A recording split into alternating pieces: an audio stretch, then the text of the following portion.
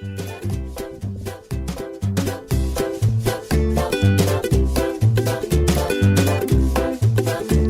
and welcome to Your Hometown Solutions, where experts meet to discuss everything real estate from foreclosures to Feng Shui. We've got a full house today, and this is our part 2 of our interview with Gregory Weiner from the Economic Development Commission. Welcome back, Gregory. Thank you. And in the studios also is our favorite mortgage expert, certified mortgage planners expert in-house is Carolyn Wolf. Glad to be back, Jean. Welcome back, and you are the sponsor of today's show, so we appreciate that. And Jonathan Lack, my co-host. Hello, Jonathan. Hello, I'm glad to be back for part 2. Part 2. Well, we wanted to tell a little bit about what we discussed last week, but also how our experts can play into perhaps some of the things that Gregory Weiner is going to be talking about with the EDC, and that's the Economic Development Commission. Usually if there's a C at the end of one of those acronyms, it's either commission, center, or council, and I always get them mixed up, so I always have to read what right. It is. Is it commission? Is it council? Let's talk a little bit, Carolyn, about mortgages, because we have some tips. In fact, I just gave out some tips today to someone that I was showing some property to. Is getting yourself ready sometimes on paper is important than just to go out and look at houses first. And I used that great tip that you brought up several weeks ago. And by the way, if you want more information about mortgages in more depth, go to our archives. And there's several programs where we featured Carolyn for the whole half hour, and we talked about various mortgages. But one of them was if you want to raise your credit score regarding credit cards, what do they do, Carolyn? Thank you, Jean. And again, my name's Carolyn at Certified Mortgage. Mortgage. Right. We've got to put in your MLS number before you even number. Speak. Right. 268-538. Now I'm compliant. Yes. Now you're compliant. Now you can answer that question. One of the good tips, and it even just for people in general as far as improving their credit score, is if they have a credit limit, say of $10,000 on their credit card. If we as consumers exceed that by 30%, so if we have more than a $3,000 balance on it, it hurts our credit scores. And right. Most of us don't know that because they don't tell us that. Exactly. So that's kind of an easy way for some consumers, depending on how much cash they have available, to get their balances down below a 30% limit. Don't close them, or don't concentrate on one, putting it to zero. If you have 2 or 3, concentrate on getting all 3 below a 30% balance, and that you could see a great improvement on your credit score. So just to make sure that everyone understands that, because sometimes audio, it's tough to write these things down as you're hearing it. If I have 3 credit cards and one of them, and they all have a $10,000 limit, and I have nothing on 2 of them, but one of them I have $9,000, that's not a good thing. I need to take that, get them all down to $3,000 on that, or 30% on that if I have a $10,000 limit. Better to have $3,000 on 3 cards than 1 card with $9,000 if your credit limit is 10. Yes? No. She's making a face at me. All right, what does that mean? I'm not exactly sure on that one, to be Okay. honest. That would be more for, credit counseling or a credit card or credit bureau to answer that question.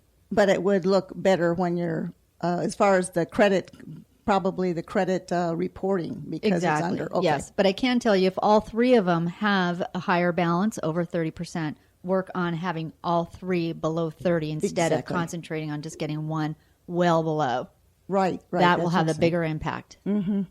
So it's not always a good thing to, as you said, completely cut off the credit cards and shut them down either. You need to talk to someone like you that can kind of give the facts. Right. Because here's what happens, listeners, that if you go into a bank, let's just say you go into your local bank, you've got your checking account there and your savings account, and you think, well, I'm going to get the best deal here because I've been banking with this company for 20 years.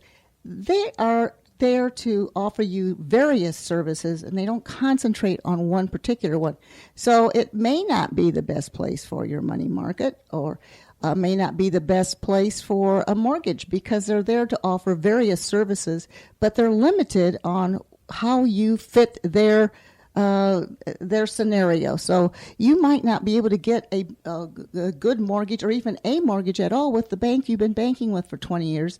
when if you go to a mortgage broker, and let's just really quickly discuss the difference between a mortgage banker and a broker so people understand that it's a completely different service.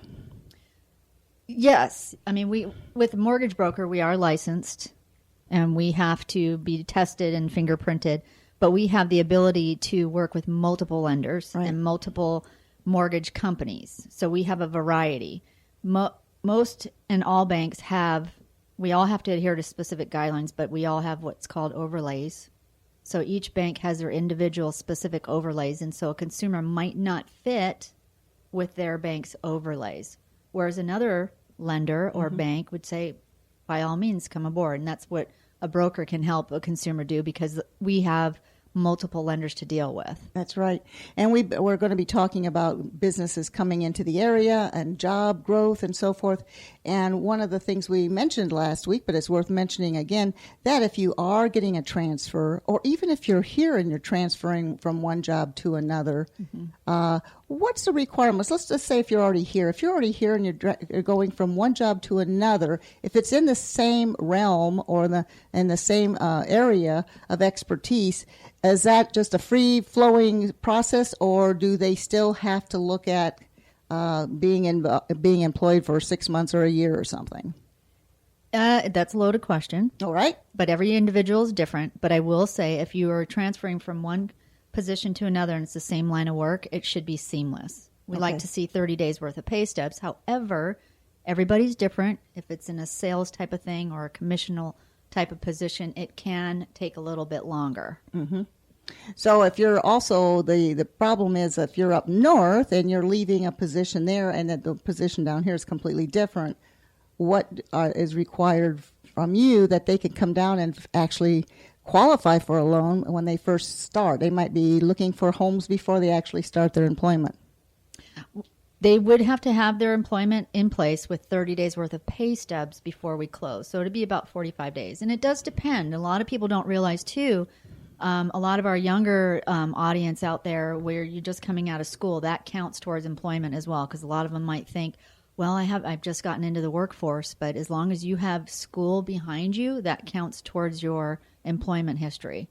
Right. Well, we were just talking about that last week where people in school that might be looking at Brevard County coming here. I didn't know that. I know you mentioned it before, but I guess I should say I forgot it. Not I didn't know that. That if you're in school, that still counts as almost like an employment. Right. So if they come good. here and they get a job offer from one of our great companies here and they want to start looking for a home, they are ready to. They don't have to wait 2 years, 6 months. Mm-hmm. It can be right after, just 30 days after employment.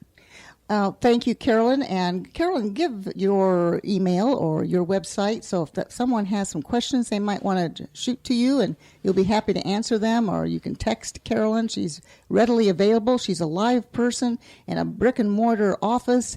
So you get the information from the same source every time, which I like, because some of these online mortgage companies, you just don't know who you're going to get and what state they're in and anything else. Well, you can get us online as well. We are at www.floridalendingpro.com. My cell phone is 321-795-9103. Or you can email me at Carolyn, Carolyn, at floridalendingpro.com. And if you'd like more information about Carolyn, some of the shows she's been on, you can go to our archives at the host page on talknetworkradio.com. You can hit our host page, Jean Newell or John Lack.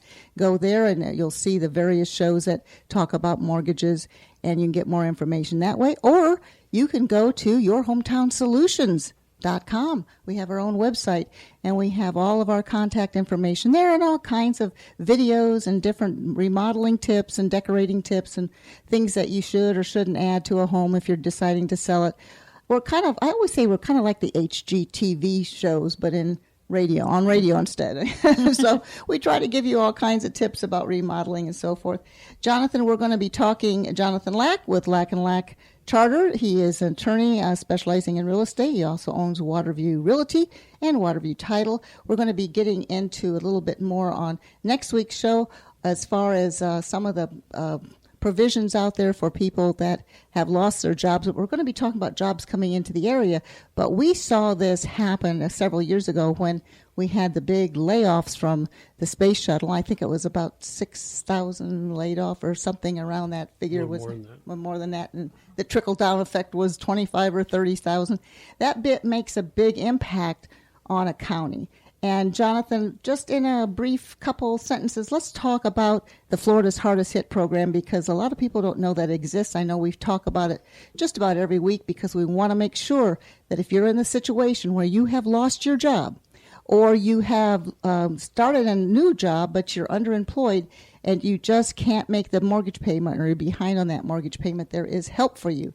Let's give a couple some information on that, on how they contact you, and maybe just another sentence or two about Florida's Hardest Hit program. Sure. Well, of course, we want to keep the show positive with the Economic Development Commission, and Greg here with us. And the community is improving, and jobs are coming to the area, and it is a wonderful thing. Unfortunately, as you point out, back in 2010, we had this somewhat of a collapse, and as a result, it was a federally funded program, but the state of Florida implemented the Florida Hardest Hit Fund, which was designed to assist unemployed or underemployed homeowners with their mortgage. So if you've lost your job, for example, the Space Coast was a large percentage of our clientele. If you've lost your job through no fault of your own, they just closed down the Space Center, then the state of Florida would assist you with your mortgage payment while you sought reemployment. And it is a wonderful program. You can get more information off of our website, lacklaw.com. That's LACKLAW.com. There is a link to the Florida Hardest Hit Fund website. And so you can go to lacklaw.com, click on the link, and you can get more information about the Florida Hardest Hit program. Again, a wonderful program to assist those who are unemployed or underemployed through no fault of their own. But I'd like to turn the conversation to the more positive yes. of the new employment, yes. all the new job opportunities out there. Exactly. And I think the prospects for 2017 are looking much better. I know 2016 was a odd year, at least that's how it was for me in my world. But I'm very optimistic about 2017 and some of the signs I see for future economic development. And let's bring Greg into the conversation, yes. and maybe he can enlighten us on some of the forecast and what he sees for Brevard County and hopefully positive opportunities. Yes, welcome back, Gregory Weiner with the Economic Development Commission. Let's recap in a couple sentences what we discussed last week as far as what is an economic development commission? And I know a lot of cities, small cities, large cities have their own. There's counties that have their own. There's a state. You hear that economic development, but a lot of people don't know exactly what they do and why you want the Brevard County, the whole area as far as the county commission, as opposed to maybe a small entity or small communities economic development commission. So kind of explain the differences there, because a lot of people just don't know how involved you really are on the economy. Well, the EDC represents the entire county, and we work with partners at the state level, and some of the cities that you mentioned all have their own economic development arms at some level. But we're the single point of contact. We lead most of the significant deals. We are in front of those kinds of projects, finding ways to make them happy, and we work with our partners to do that. It was good I didn't know about the program Jonathan was mentioning. It sounds like a terrific program, mm-hmm. but it is clearly a new day. And since 2010, the world has changed significantly. At this point in time, all of the jobs that we believe were lost, direct and indirect jobs, probably wound up totaling something on the order of about 15,000. Direct and indirect jobs stemming from the end of the shuttle. At this point in time, we've pretty much got 98% of those back. Either they're either here now or committed to be here in the next couple of years. When we make announcements that say 500 jobs are coming, it doesn't mean tomorrow. Most of these companies ramp up over a number of years. But we have solid commitments that replace most of those jobs. So I'm not here for real estate advice, but I do have an opinion, and I think if you're thinking about buying a home, given all that is happening in Brevard County, it's not going to get less expensive. Exactly. There's a lot of people coming in from out of state. There's, I think, a relative shortage of certain types of houses in the what I call the